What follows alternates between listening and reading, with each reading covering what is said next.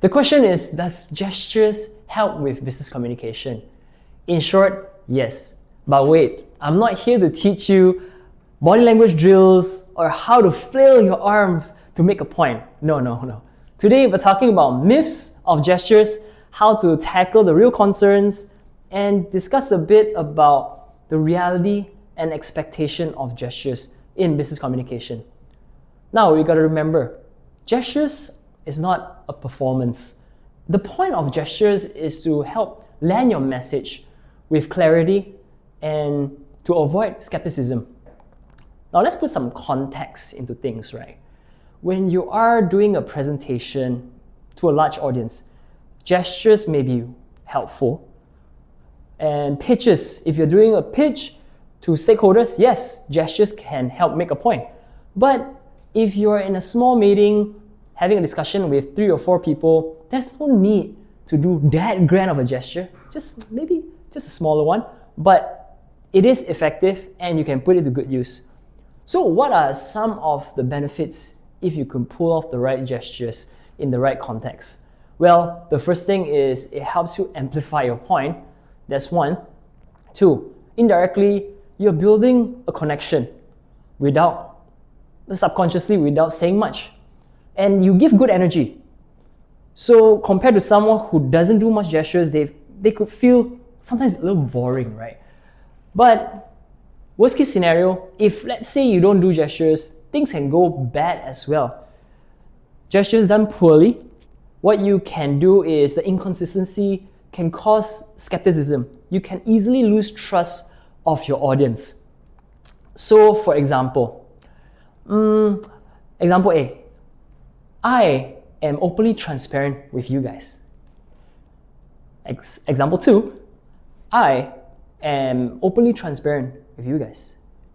So I'm not sure if you could tell the difference, but if you do, that is pretty much how your audience or whoever you're speaking to will feel too. It's subtle, but it's there. So let's talk about a little bit about the myths, right? Have you seen those public speakers or people who are presenting their ideas who does really exaggerated body language? Yeah, you know what we call them? Tryhards. Sometimes it can even be distracting. And when you meet speakers like that, it's really normal to tune out or to not take them seriously. Now, we don't want that for you, right? So, being subtle is often more powerful, authentic. Gestures are not there to steal the show. It's actually there to support you. So you may be asking, do you really need gestures? But what if you're shy or naturally introverted? Or maybe it's just not for you, right? I get where you're coming from. So yes, you could. No, it's not a force or a prerequisite to do a good business presentation or pitch. But in today's world, where entertainment and content is so fast-paced and with so much colors to our sensories, you can risk looking or coming off as really boring, flat, or just neutral. Maybe your message might not stick as well.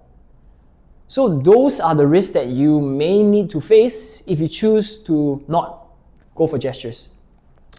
So some gestures that you could quickly apply or just use your hands. You can open your palms to signal transparency. You can make eye contact directly with the audience. You can take pauses. Or your facial expressions, where you can smile or just be serious. So those are some samples, but of course, what if you're worried? What if you're worried you're overdoing it? Well, the best thing is to start small at low stakes environment. Practice with a friend. Talk to a mirror if you have to. Record yourself and you will get better at it. That's almost a guarantee. So do remember, gestures is not a magical tool to transform your business communication immediately. It's just a tool. So give it a try, believe in yourself, and experiment with it. Because not every gestures work for everyone. You may be better at big flares and great enthusiasm. Some people are a little more serious and direct, but pack a punch in their message too.